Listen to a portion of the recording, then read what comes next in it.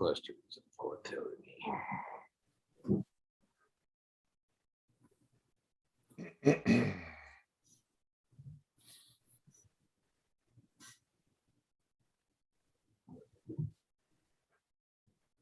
All right, just saying hello on the YouTubes. So if you're on YouTube, we are watching comments there. Let me watch the chat. All right. Thank you, everyone, for joining us again for another episode of SEO Fight Club. Today, we have a show that was put together by Lee, our new official co-host. So thank you, Lee, for putting together an awesome presentation. You're very welcome. We'll see if it's awesome later. We'll see in a little bit. Well, I think it's pretty cool, but let's blast through the boilerplate so we can get to the fun stuff. Boilerplate. Okay. So, Clint, what's new on SEO this week? Oh, that guy. Oh, we did local business schema this week. I skipped it last week to do the site audit, so this week we did it. We used Rank Gear for most of it, and then we showed you how to take Rank Gear's output and add to it yourself fairly quickly and easily. So it was a good time. Very cool. If you don't know how to find Clint's show, just go to YouTube, search for SEO this week. It'll be the top result. We also like to mention Dre DeVera's show. He has an interview show where he interviews all the top personalities in SEO. And likewise, if you want to find a show, go to YouTube and search for it by name, SEO Video Show. Carolyn, what's new on the podcast? Well, I think I'm going to probably talk about the things that other people are not talking about. So I'm trying to figure out how to approach some of this volatility questions, because I too recall getting fired because I said that a client was ranking at a certain spot and they saw it at a different spot. And so that was sort of like the beginning of the end. And so now that I know what was happening, I just think we need to start talking more about that. Yeah, it's a tricky one to talk about because it's an area of SEO we're still learning about. We don't fully understand it yet. And yeah, if you've been in SEO long enough, at some point in your past, you've angered an employer or lost a client because you said, hey, we're ranking X, and when they go to check, they're ranking Y, and then they just think you're bad at what you do. But there's this whole other explanation of what's going on, and it has nothing to do with the SEO. And yeah, it would be cool to definitely figure out how to not only learn more about that, but to help explain it to people so that they can understand it and better manage expectations. Yes. So that's not a small task. So I'll be listening in on the podcast because hopefully you can teach me how to do that too. Okay. All right. So what's next on IMG? We recently launched the SEO Mastery Summit from 2020. So all of those videos are there. Don't forget, we have the In Orbit conference. There's just a ton of material there. So if you weren't at those events and you want to see what people spoke about, we have all those videos in the courses section. Again, we have the featured member Friday and the YouTube show roundup on Monday. And the next Ask the Expert is with me on Tuesday, and that'll bring us back to Fight Club. Cool. And I should mention that IMG is currently in open enrollment for testers. And this is for SEO testing. We test things like keyword density and link structures and just all kinds of different SEO factors. And really what we're trying to do is we're trying to figure out what works, what doesn't work, what are kind of the rules of how things work. And so we do, simple scientific method testing to try to answer those types of questions. And so the requirements are that you be a member of IMG. You find the open enrollment thread, and there's a link to a Skype group. And all you have to do to enroll as a tester is conduct a test over the next month and publish it in PDF format in that group. And upon successful completion of that, you can join the testers group. It's open to everyone, so anyone can enroll to be a tester. We do have minimum requirements that every couple of months you contribute something. And past testers who were booted for being inactive are always welcome to come back. Nobody's banned. Just hopefully this time you have time enough to participate. So check it out if you're interested. It's a cool group. And Lee, I'll let you take it from here. Okay. The idea for this and some of the things came from just looking at a Quora shared data. It's an idea that a lot of us that play with Quora have had, which is we start noticing that you've got, keyword factors here, you've got entity factors and so forth. And, what if there was a way of, clustering these so that you can, rather than looking at a factor by factor level, just looking at, just different clusters of them together, all the keyword factors, and kind of see how they weight in the overall algorithm. So, I've heard a number of different people say, we ought to cluster these. We ought to cluster these. Ted, you ought to cluster these. So, I was doing some things. So I thought, all right, I'll take a stab at this. So what I did was all the core factors were grouped.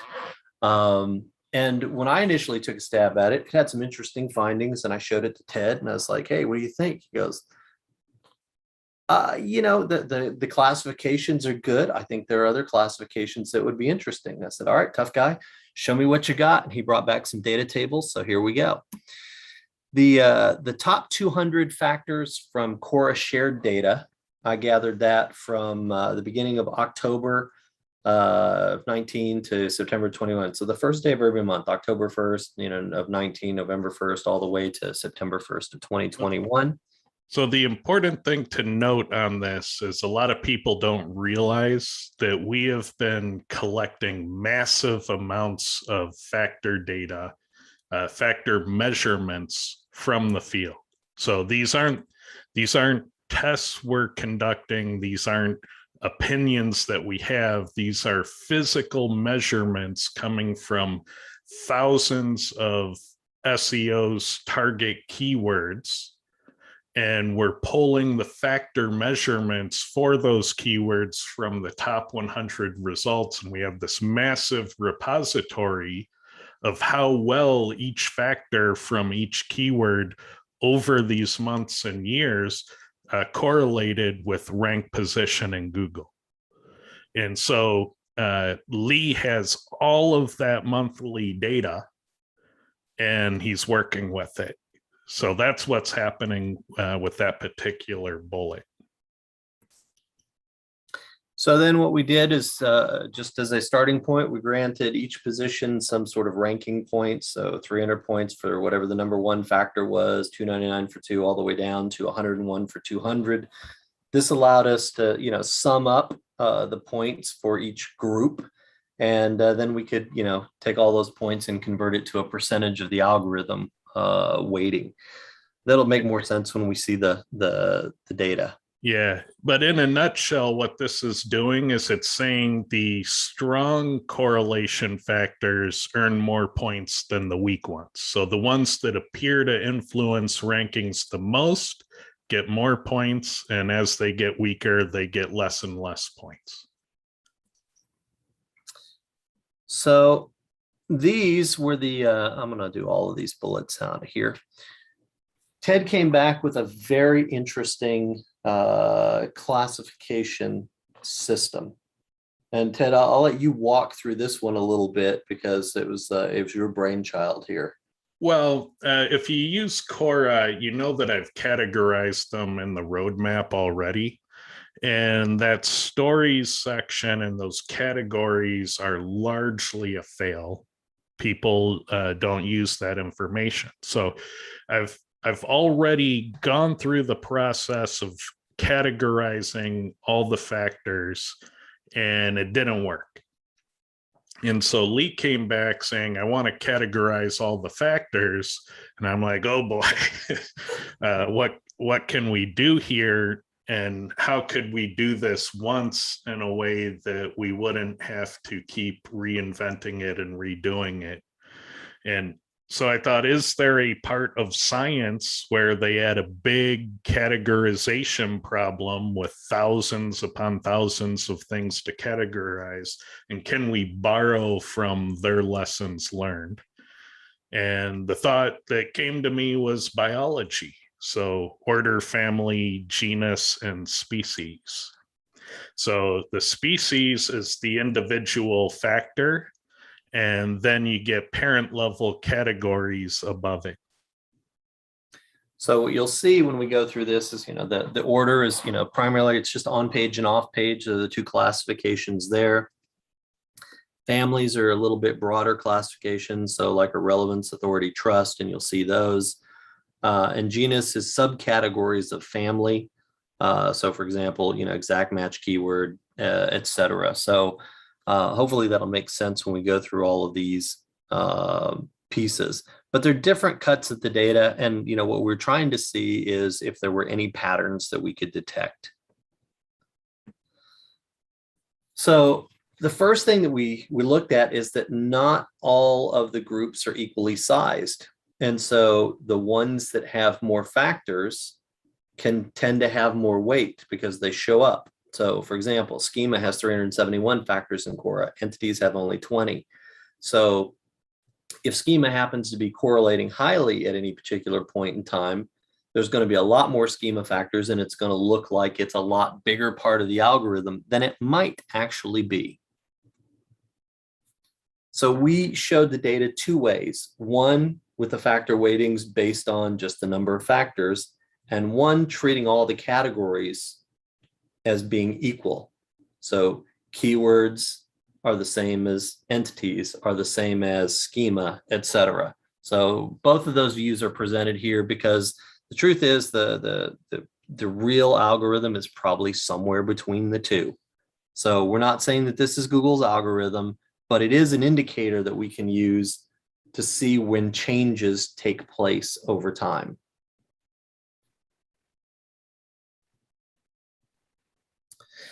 So here's the first one, looking at the top 200 factors. You can see down here, you see the months. So this is October of 19 all the way to September of 21. And this is the relative weight of on-page and off-page. It all adds up to 100%. This little rise right here is when a bunch of new on-page factors came into Cora. So we can't say that off-page became less important, or whether it was just, that a bunch more on-page factors came into it. So that was, one of the things here. But if you're looking across time, you see a little bit of fluctuation back and forth between on-page and off-page. You have anything to add to that, Ted? Just that second bullet. It's not that off-page counts for 20% and on-page is 80%. All we really know from this is that they don't change much from month to month in terms of being increased in importance or decreased. It tends to be a minor change each month. And the reason why it looks like 80 and 20 has to do with the amount of factors that there are for each, not the importance to Google. So here's when we break it down looking at family. So if you look down here at the little legend, you can see like here's authority and metadata The platform, there's not too much in terms of platform. Promotions is an area where it is factors that are things like has ads or has affiliate links in there. There's not really much in terms of the quality. Relevance is going to be things like keywords, entities, LSI type of factors. Scope, if you're familiar with Quora, tends to be number of type factors, number of questions, number of heading tags, number of, a variety of different things. And then there's some trust factors. So one of the interesting things when you look at this, it all adds up to 100%, but you see fluctuations within the factor categories over time. Any other thoughts, Ted? Well, the platform section, if you're wondering what that is, it's things like, is it WordPress? Is it Shopify? Is it Squarespace? Is it Drupal? So things like that are platform or technology stack choices, what comment system is used on the website. Things of that nature would be in platform. The authority and relevance ones tend to be the ones I jump to first. The interesting thing about the trust one is that it's probably understated. So the pink line at the top, we don't know a lot of great ways to measure trust. We only know a handful of things that were kind of hinted as being related to trust. So I think trust is understated in its importance. And the scope ones are, about the amount of content on the page or the number of pages on the site. So it could be things like word count or byte size of the page or things of that nature, number of headings. So what do you think about this, Clint? You're looking at this. I know that you have been one that has talked in the past about classification of, Quora factors. Well, I think first the question I have it, and I don't know if many other people will, but I'm sure they do, is kind of a clarification of where the data is coming from. So Quora has the shared data, right? So all the Quora users run this stuff, and then Ted gets all that, and he can put all the magic charts together, right? So that's essentially what you've done. Mm-hmm. Okay, all right. So, and then you've taken in this case, let's say the factors that are related to authority and the factors that are related to relevance, and kind of put them in this thing and says where they're at, right? Mm-hmm. Okay, so I'm tracking. So I like this. It's interesting to me. So the telling thing is, honestly, it's scope and relevance. A lot of people talk about how authority is so important. It's got to be the most important thing. If your site doesn't have any authority, it's not going to rank. But when you look at all the correlation data here, that's clearly not the case. As a matter of fact, it's like even lower in, what's that, September, than I kind of expected it. I figured that would be more steady, but you can see that they're playing with the needle a whole lot. And yes, they did it in December, and then they rolled everything back, typically about 3 months. So you see April, and then May, and then another update came out there in June, July, August. It kind of sat and it's going down again. So, and then the scope, word counts, number of, and all that all makes sense to me, because we all know that it's really kind of like dependent on the keyword, right? So relevance is, and at the base of relevance, to me, from my understanding of how you built that one category, relevance of keywords, keyword density, LSI, entities, that's all goes right back to keyword density. So your relevance is your keyword density. So at the end of the day, it's like the most important factor, broken down in a simple thing. Seeing these charts, understanding where the data is coming from, would be keyword density. Yeah, you're kind of touching on some of the things that we ultimately came to as well. But I'd like to point out that, you mentioned the components of relevance. And so that's coming up where we leave the family level of the tree of SEO and go to the genus level. And then the volatility, just how often it's changing, is going to come back again too. Yeah. So this is more or less a weighting for how the top 200 factors show up, over time in Quora on the shared data. But again, we don't know, if relevance is huge here because there's a huge number of keyword factors in there, and not as many, like Ted was talking about, trust may be understated. Well, there's only so many trust factors that we're measuring. So, the other way of looking at this, rather than looking at this way, is to treat these categories as equivalent and looking at them going from 0 to 100. So whatever range they're in, a min max. So we'll look at that here. So basically a way of looking at this, like looking at the authority right here in 2020-04, whatever this measurement was, is the lowest authority measurement over time. This one was the highest. So you have 0 and 100 is the range. And you have the same thing for all of these. So you can sort of see within the range that it fluctuates. So if it fluctuates between 10 and 20%, at 10% it's 0, at 20% it's 100. Does that make sense? Yeah. So you can kind of see here, this treats all factors as equivalent, and you can see how much they fluctuate over time. And it's just, it's a different view. So it tries to take away the weighting of the number of factors in Quora and make them all equivalent and look at the volatility that way. Yeah. Is there, because you brought up a point, like schema 371, entities 20. Is there a way to, you have 1, 2, 3, 4, 5, 6, 7, 8 categories to like pick the top of those and then compare them that way to kind of illustrate better what you're doing? Yeah, we're going to get down into a little deeper dive going through this, but yeah, you're right on track. But here's the fun thing is when you look at this one, I added one more component to this particular view, which is I threw in the updates. So you can see like right here was the BERT update. Right here was a core, here was a core.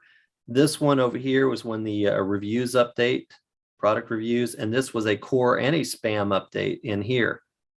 And the interesting thing to me is that when I look at the data this way, between these two core updates, all of this stuff is still moving as much as it does around an update as when it's not around a core update. So using a tool like what is that? The SEO weather thing. This kind of shows that those are redundant because it's always changing. Yes. Cool. There's some sort of something going on every day. That's one interpretation of this, looking at this data. Could that be influenced by the number of users sending in shared data to the database? It can be. It can also be, and we'll talk about it later, the number of updates. They talk about Google has, 3,000 to 4,000 updates a year. Only some of them are core updates, but they're constantly changing data. So that would tend to lead to, fluctuations in this, as well as the user data can change as well. Yeah.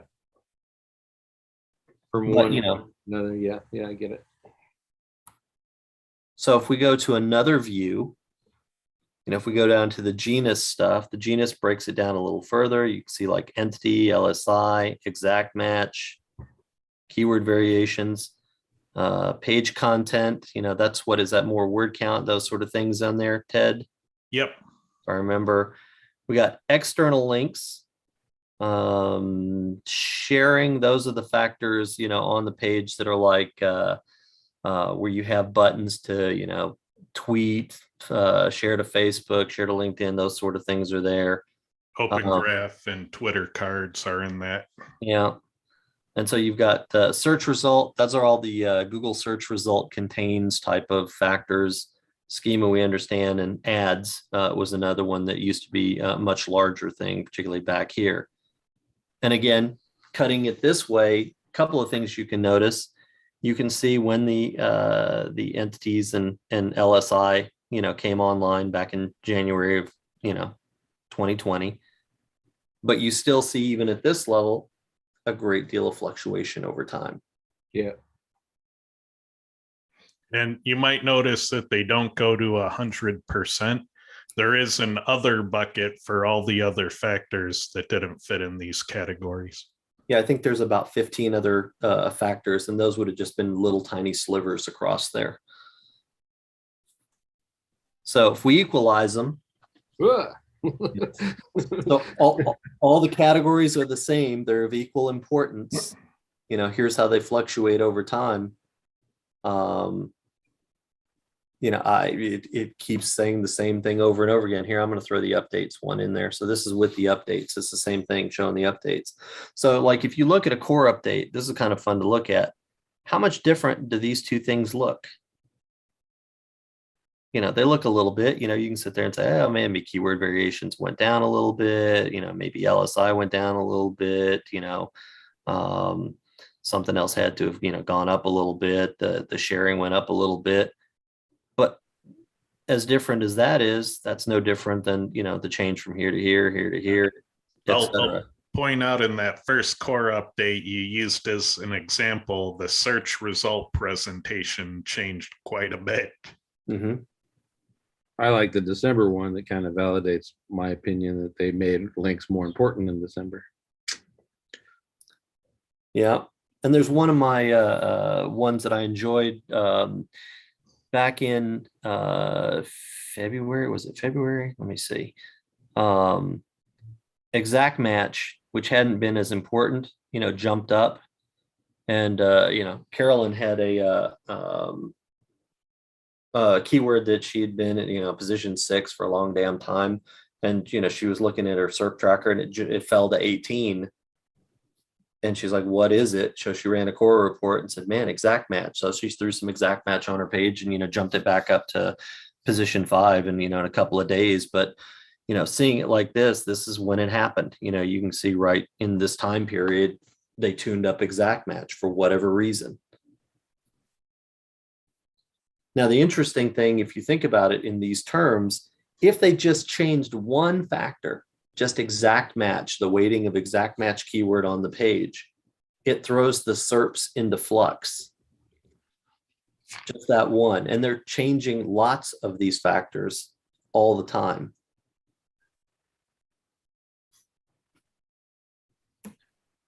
So we dove down. Oh, go ahead. There is some consistency in the search result order. So it's not like a massive amount of chaos at the top. Somehow it's shaking out more in the middle and at the bottom. Mm-hmm. And we see that in the volatility data as well. Right. So let's go and look at another little view.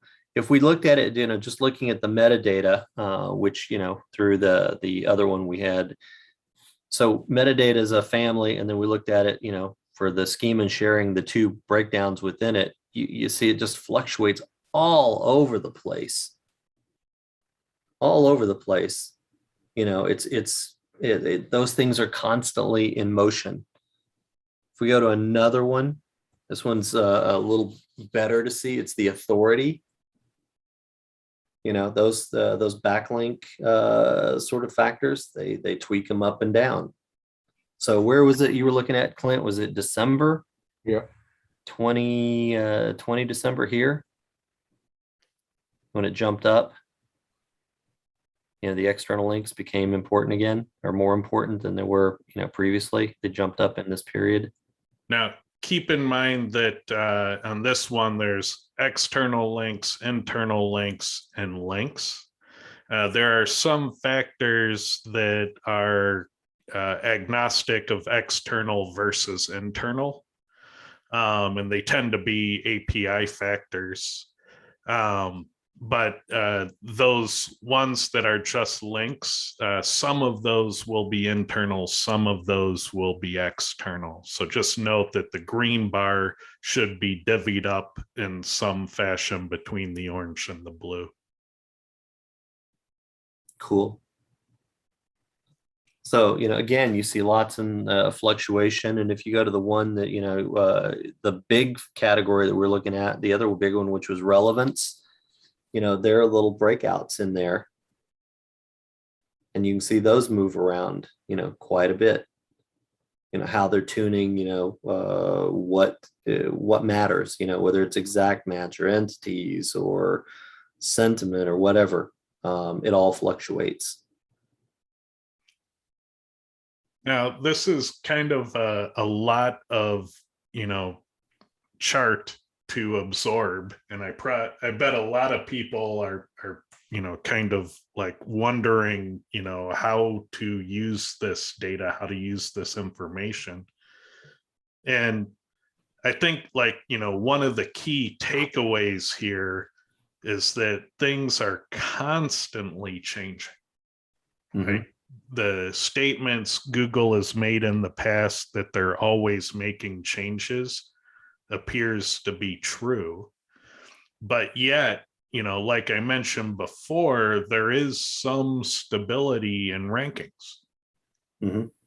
And so what do you think might be lending to that stability at the top that tends to get weaker and weaker and trail off as you move down the rankings? What's going on there? Well, I think the thing that I've seen is that those pages tend to be tuned for all of these factor categories. And so, you want to tune up schema? Great, I've got schema. You want to tune up exact match? Fine, I've got that. You want to tune, LSI up? I got that. Whatever it is, so they're largely insensitive to the tweaks because whatever it is, they've tuned for. So if you tune for all the categories or all the, the different classifications versus if I do a great job with on page and I ignore backlinks largely and they tune backlinks up, I'm going to drop like a stone. Carolyn's site, which was well tuned, she just didn't have a lot of exact match on that. She had all the variations and everything else, and it dropped from 6 to 18, which is a big old drop if that was a client site rather than one of her personal, project sites. But if you have to explain to a client, I'm sorry you dropped off of page 1, I'm sorry your traffic died, that's a whole different animal.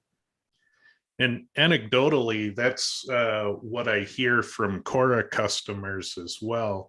The more they eliminate their factor deficits overall, the better they tend to weather Google updates.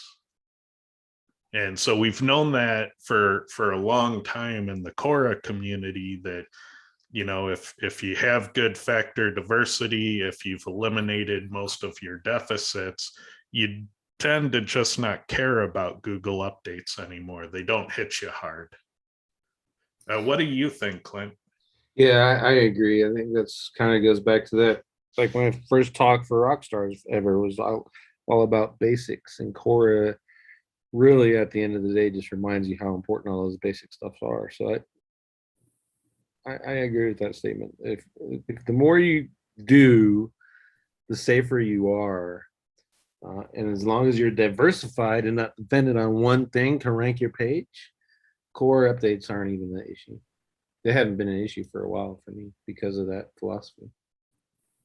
Well, the interesting thing when you get to that, this data, if we just flip back through all the charts really, really fast, there's a bunch of just squiggly lines going across there. It shows that there's no stability any way we've cut this data.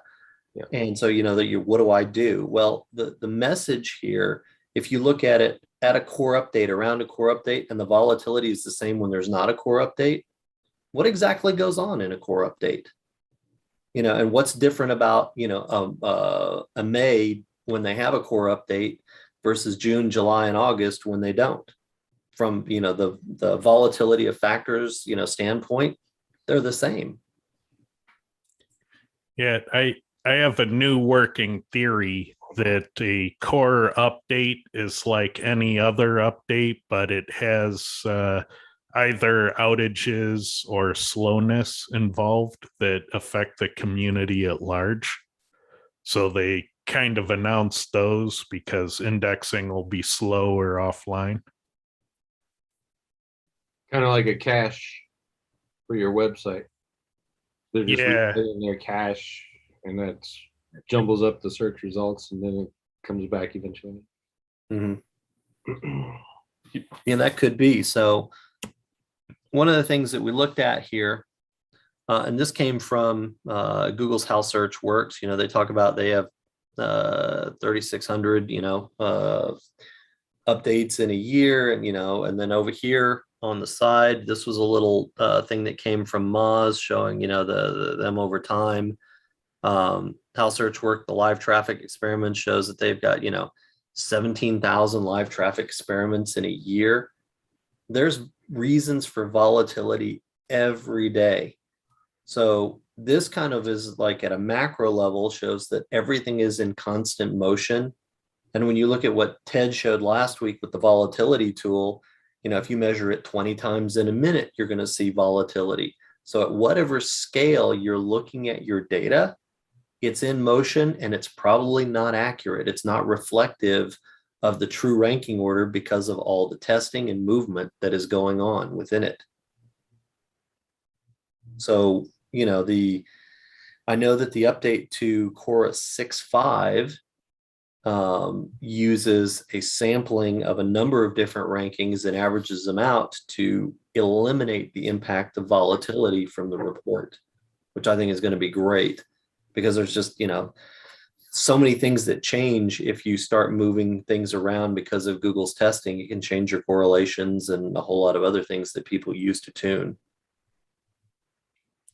Yeah, and in 6.5, there'll be a selector option in the toolbar for number of samples. And if you set that to 1, it's the plain old everyday Cora you know and love, but you could set it to 10. And then what's going to happen is it's going to search 10 times and use the average rankings for the correlation of factors. And so we're tuning out a lot of the volatility by using that sample size. And what we found so far, just looking at the preliminary data out of that change, is that a lot more factors correlate, and they correlate noticeably stronger. So the data that we're measuring when we do that sampling gets more predictive.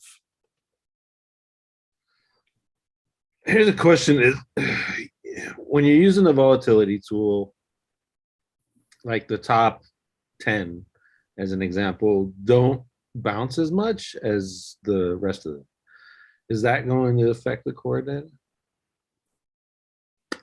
You know what I mean? So like if I'm comparing, I'm number 6 and I'm comparing my page against the top 3, but all of volatility is down in the below 15 and below, how does that affect the it can affect those, and the way that it would affect it is in which factors appear to be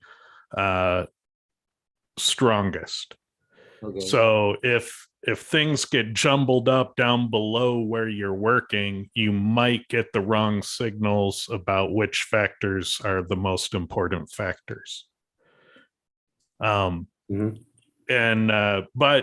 a lot of that gets resolved when you start doing multiple samples, when you start checking the rankings many times and getting the volatility out. The tool set becomes even stronger and better when you start to account for volatility. The other thing that came out in the past couple of shows was at one point I showed the volatility in the variant keywords. And that is even more frightening by itself. So tools built on measuring those variant keywords, they're kind of being sabotaged by Google because of the volatility, and what Google is choosing to highlight is a variation. And so sampling is another way to fix that problem as well. So there's a lot of things going on there. And when you look at it, it definitely raises your eyebrows, because when you have a keyword like video games, to find out that 5 or 10% of the time, video games, the exact match won't be a variation. And that's crazy. Or 5 to 10% of the time, games won't be a variation. Mm-hmm. And so the fact that Google is doing that on its end with those variant keywords is something to make note of. It puts more importance on doing more sampling. Right. Yeah, all those things get solved when you sample. Nice. So, and the other thing, in terms of an intuitive way of understanding sort of like what the impact of volatility is, if you think about a teeter-totter, and it's balanced right at the middle, if you move just a little bit to the left or right, it can tilt things a little bit, but the movements that are closer to the ends have a bigger weight on the overall correlation. So if you have a site that is in position 25 and Google tests it up to position 15, and that's all that it does, whatever factors that particular site had, right in the middle, move way up in importance, and everything that was moved backwards moves down in importance. So whatever you see from that one movement can have a significant impact on the overall correlations. So that one movement, and you see in a report, there's movement all over the place.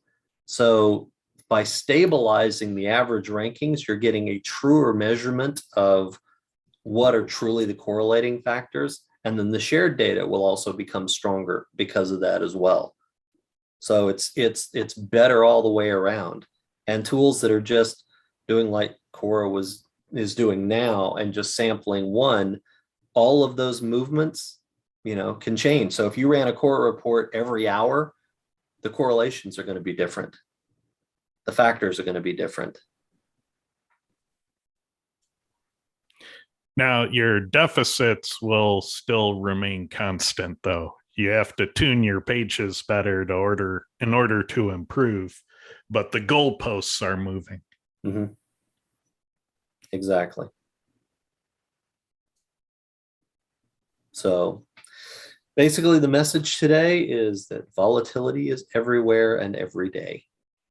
And that was it was a little bit unexpected to find that much, that away from core updates and away from all those things, that there is that much change going on consistently. So I guess Google didn't lie when they said we're changing things all the time. Yeah. And if you're feeling overwhelmed by all of that information as presented, that's normal. That's what I feel too, because it's a lot to kind of look at and to think about and try to grasp the implications of it. But the takeaways, the several takeaways that are there are that, Google is constantly changing.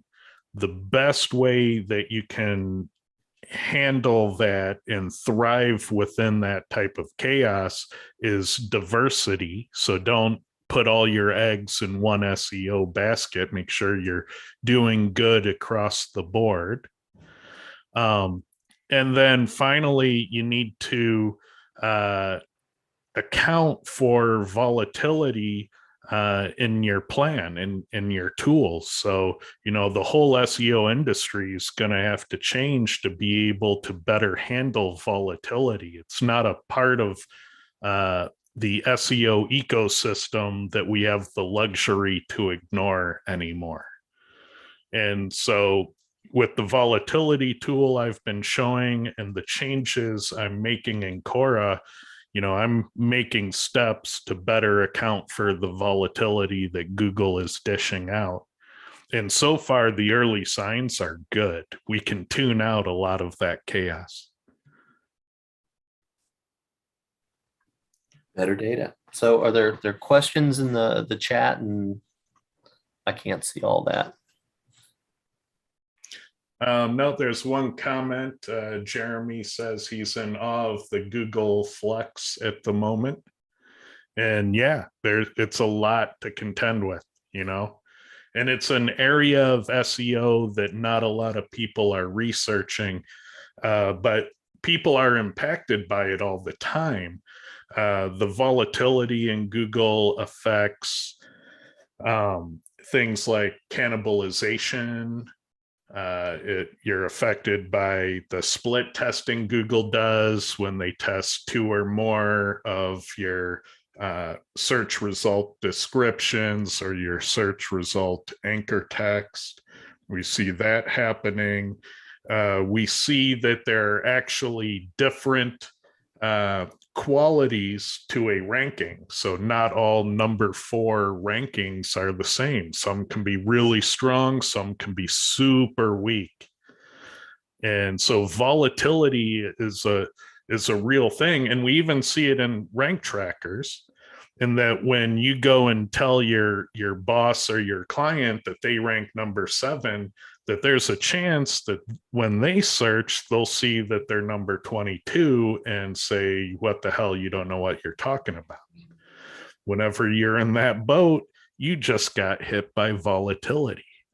And so, yeah, a lot more research, a lot more change needs to come in our industry all around that volatility. Any final thoughts, Lee? You know, I thought, and I freely admit that I was wrong. I thought there would be more stability if you clustered it, you know, in an intelligent way. And we tried multiple ways of doing it, and it did not show any sort of stability. So I was a little bit shocked, because when I was first looking at it and just seeing the data flowing over, and then I'm like, all right, let me add some of the update dates and see if I can make more sense of the data. And it didn't happen. So I was like, wow, okay, so it's you know, storms and choppy seas every day. That's the takeaway. So it's you know, you don't worry about the core updates. It's no different than Tuesday. Yep. And stability can happen at the top of the rankings, but it tends to be non-existent at the middle and the bottom. And it looks like the people who have that stability near the top, they have good diversity. They have good on page, good off page. They have a lot of different factors, a lot of different signals that say that they should have that stability at the top. So, you know, keep that in mind. And with that, thank you, everyone. We will see you next week for another exciting topic.